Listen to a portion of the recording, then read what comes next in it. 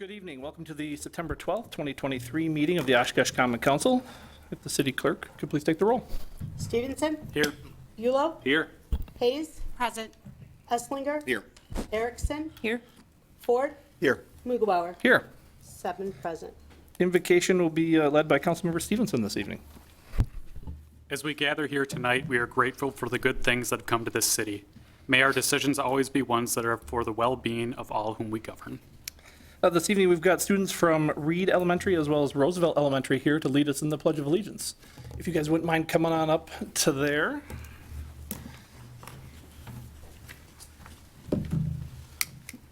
Whenever you're ready, you kick us off.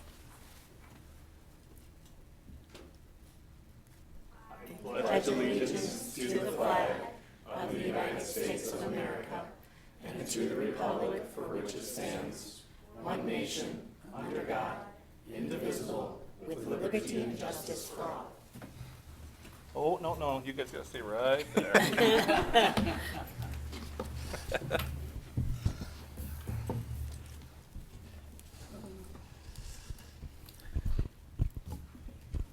Or you can turn around. Face your parents for this one. All right, so this evening we had Stella Millard from Roosevelt. We had Calvin Walker from Reed Elementary. And we had Emma Casey, also from Reed Elementary. I want to thank you guys for coming here tonight. So quick question, we started the school year off just a few days ago, right? So if you wouldn't mind telling us maybe what grade you're in and who your teacher is at that school as well. We'll start with Calvin here. My teacher is Mr. Shu and I am in 5th grade. What grade are you into? Go ahead. If you want, go right ahead. I'm in 5th grade, and my teacher's Mr. Shu, too. My teacher is Miss Jones, and I'm in 4th grade. Well, thank you very much for coming here tonight. We appreciate it a lot. I've got a certificate for each of you. I think that would be you, and that might be you, and that might be you. So thank you very much. Have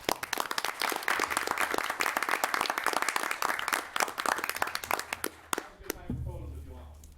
I can step out if you want a really good one. We make it better this way.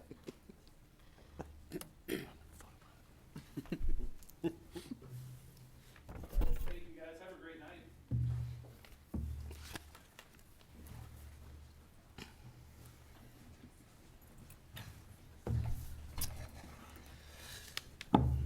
Next up, we have an introduction of staff member. We're going to let our city I was gonna clerk say. do the introductions. The floor is yours. I would like to introduce Becca Androsco. Becca, you can come on up and I'll fill council in on a little bit of your past. She has joined us July 31st.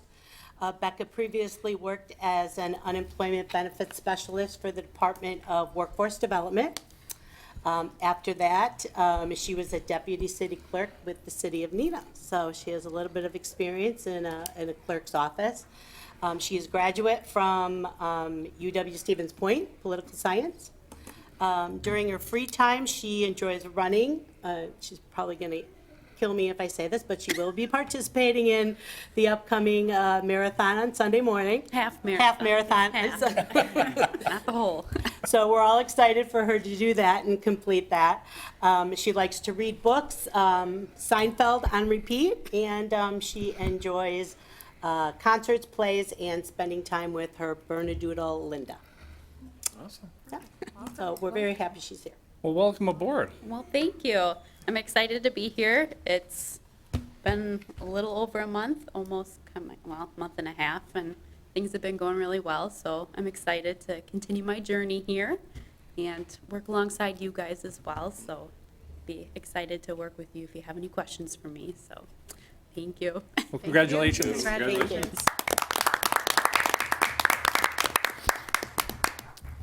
Next up is citizen statements to council. I don't have anyone registered to speak on that. So we will move on to consent agenda. I will take a motion and a second for consent. I would like to pull an item, Yeah, 23. pulling 23.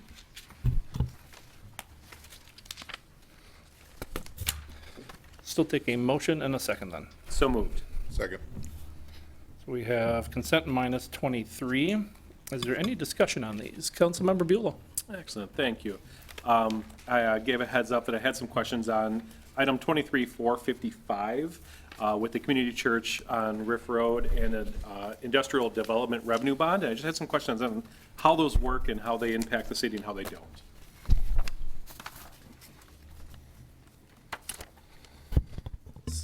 City manager, since you didn't put anybody on the hot seat tonight, that's all you, I think. No, we have on the phone Linda Templin with, she represents the church. She's probably the foremost person working on industrial development revenue bonds in the state. So, Linda, are you here?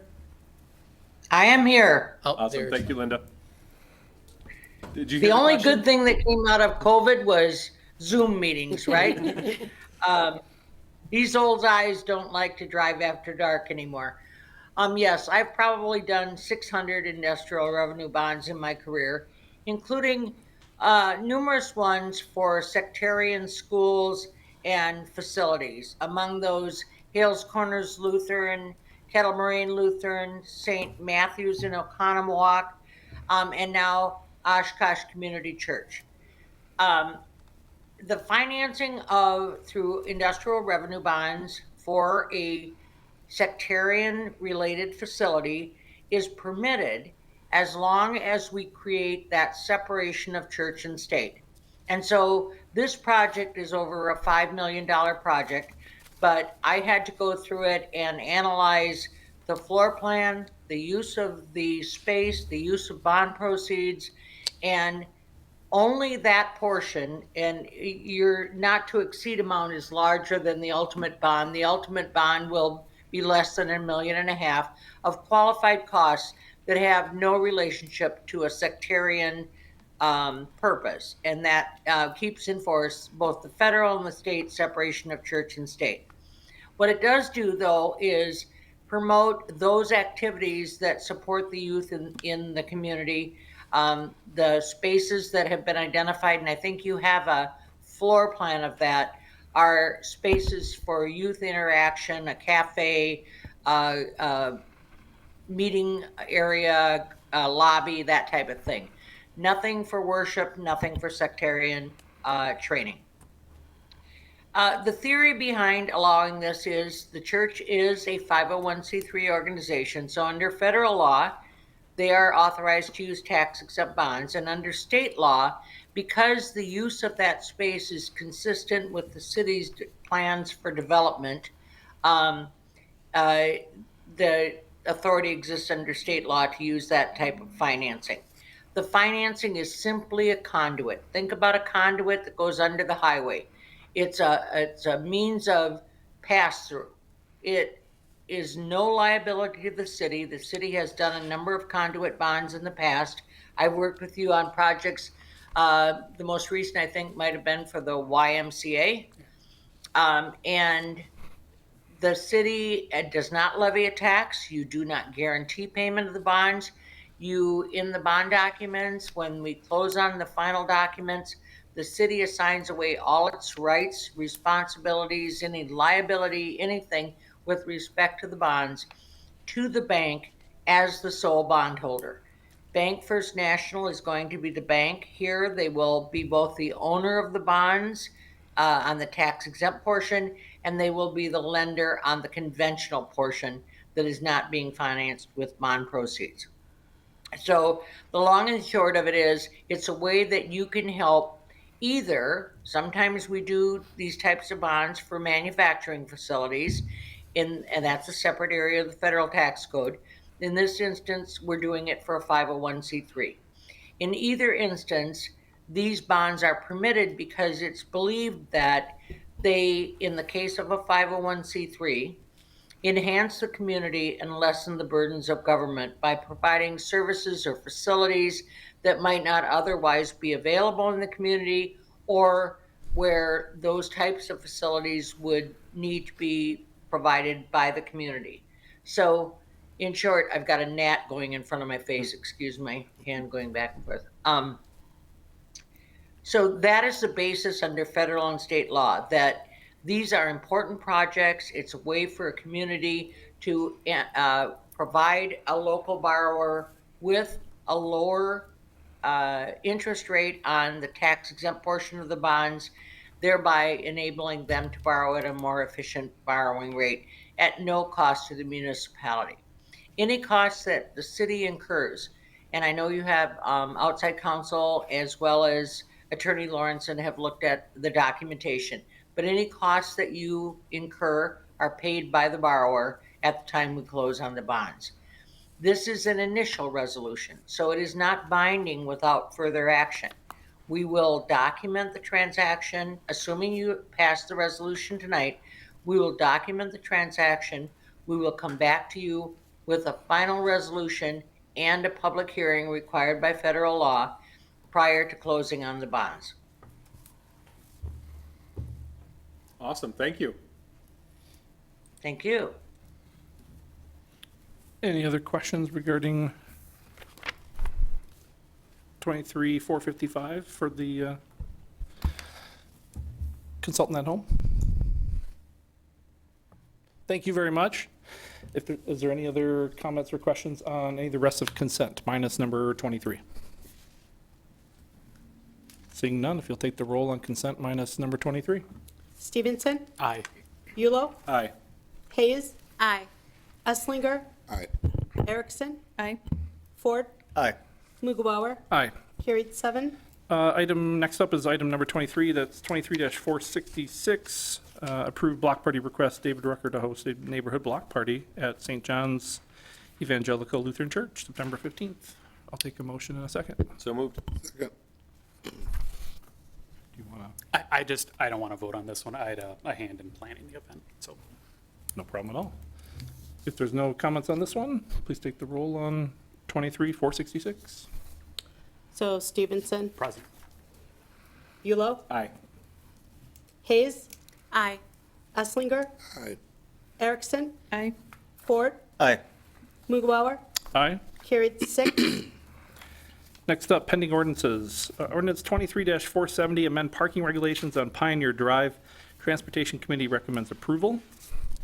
Take a motion and a second. So moved. Second. Any discussion? Please take the roll. Stevenson, Aye. Bulow, Aye. Hayes, Aye. Uslinger, Aye. Erickson, Aye. Ford, Aye. Mughawar, Aye. carried 7. Ordinance 23-471, amend parking regulations on 9th Avenue. Transportation Committee recommends approval. Take a motion and a second. So moved. Second. Any discussion? Please take the roll on this. Stevenson, Aye. Bulow, Aye. Hayes, Aye. Uslinger, Aye. Erickson, Aye. Ford, Aye. Mughawar, Aye. carried 7. 23-472, amend ordinances setting interest rate for special assessment payment. Take a motion and a second, please. So moved. Second. Any discussion? If you'll please take the roll. Stevenson, Aye. Bulow, Aye. Hayes, Aye. Uslinger, Aye. Erickson, Aye. Ford, Aye. Mughawar, Aye. carried 7. This is a new ordinance. We don't anticipate any action taking place this evening. Ordinance 23-473 approves zone change for property located at 500 block of West South Park Avenue between Ohio Street and Michigan Street. Plan Commission recommends approval. I don't have anyone here on that one, so we'll move on to new resolutions. We did have items 31 and 32 were withdrawn by the applicant. And then on to resolution 23-476. Approve Class B license for Fire Escape Art Studio and Gallery opening on Oregon Street. So moved. Second. Any discussion? Please take the roll. Stevenson, Aye. Bulow, Aye. Hayes, Aye. Uslinger, Aye. Erickson, Aye. Ford, Aye. Mughawar, Aye. carried 7. Next up, resolution 23-477, approve general development plan and specific implementation plan for property located at 1000 Bauman Street. Plan Commission recommends approval. So moved. Second. Any discussion? Please take the roll. Stevenson, Aye. Bulow? Aye. Hayes? Aye. Esslinger? Aye. Erickson? Aye. Ford? Aye. Muglebauer? Aye. Carried 7. Moving right along, last action item of the evening, looks like Resolution 23-478, approved determination of necessity to acquire property located at 222 Pearl Avenue for Go Transit Downtown Transit Center expansion. Plan Commission recommends approval. So moved. Second. Discussion. Councilmember Buell. The only question I have is, I know that's currently the offices for the Grand Oshkosh, and how will it work with their timeline for the project that they're planning? I can't answer that specifically because it's, the whole real estate acquisition is quite a process. However, I can tell you that for this process, assuming you approve the necessity to acquire tonight, then Attorney Lawrence is working on the relocation order, which will probably be on the next agenda consent. And then after that, then we have hired the Highland Group, who's a real estate specialist, to work with them. They've done the initial interview with the owner and the occupant to start documenting what they need to. The state has approved the tentative plan, but after council's action tonight and then in 2 weeks, then they have to finish the appraisal, which they anticipate might take till November for the state to approve it. After the state then approves the appraisal, then they will work on a price, and then once we have that, then they'll have to negotiate with the owners. So I guess the answer is I don't know. It depends on how long all that stuff takes. But I know that they have, like I said, they've done the initial interview with the owner and the tenant. And they'll continue to work with them throughout the process. Part of this process of acquiring a property with federal funds requires obviously that we follow a lot of state and federal regulations, and one of those is that we assist them with their relocation, and that's what the real estate specialist will do, assist them with that. I don't know if the city manager can add any more to the project. That's kind of out of my wheelhouse. I just know what's going on with this project. I gave Joe the realistic news, I wouldn't say sad, realistic, that he will not be able to move directly from 222 Pearl over to a new building. The new building probably won't be done until 2026, 2027. So it'll more than likely than not, they'll have to find some interim location. So I broke the news to Joe and the board, and but that's, I think Jim described it well. We are required to accommodate some type of temporary housing for them, and we'll do that through this process. Councilmember Ford. Yeah, can you clarify the funding source? I know that it'll be November when we actually have the vote for funding, but you said federal funds? Yes. Yes, for our project, for the acquisition of 222 Pearl, which is part of the expansion of the Downtown Transit Center, the funding for that is we have approved transit ARPA funding, as well as we have a little bit of CARES Act transit funds left from phase 1 of the project. And then we recently received it's called a 5339, but it's a federal transit grant. So how it's currently lined up, estimated, or the budgeted cost that's in the CIP is about $4 million, and 3.6 of that will be federal funds. Might be a little bit more than that, depends on what the ultimate budget comes in at. However, it's going to be approximately 90% federal funds. Thank you.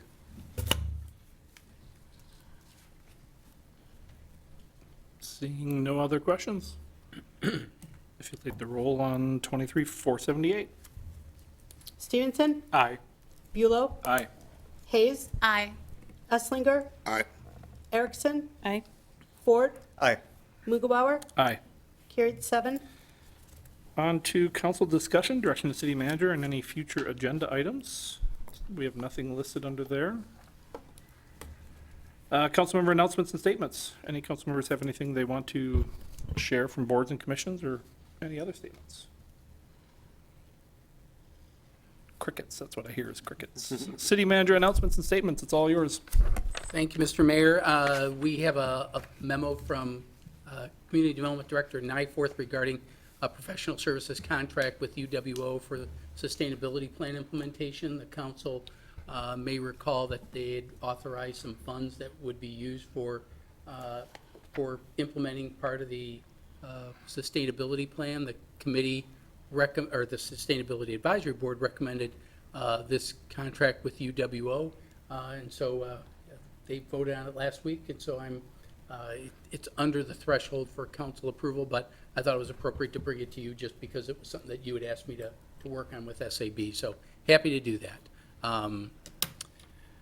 Let's see, earlier in the meeting, you had approved some purchase of RRFBs, which are the rectangular rapidly flashing beacons. That was over by Lourdes. This is for Witzel and Westbrook. That's probably the widest